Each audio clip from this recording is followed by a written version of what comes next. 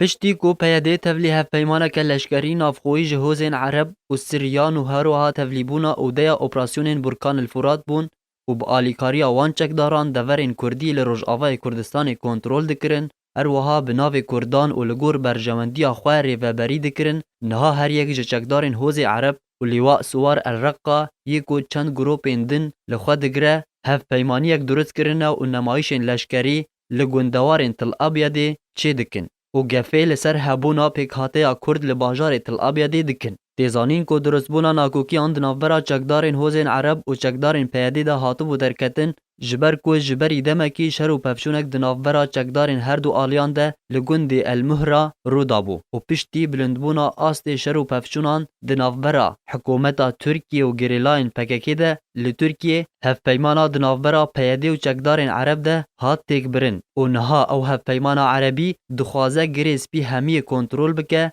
و پیکاته کردی لباجار تل ابیده نهیله و لگور آگاهیان او هیز ندوره پیوندی آوان لگل ریخستنا داعش یا تروریست جی هیه. تیزانین کو کرد لباجار تل ابیده بهتر جبینجی جساده بون. جبری ایرشین داعش لسر باجار و کریارین پیاده و چکدارین جور بجور. لیبل او ریجه نها گلکی کیم بوه.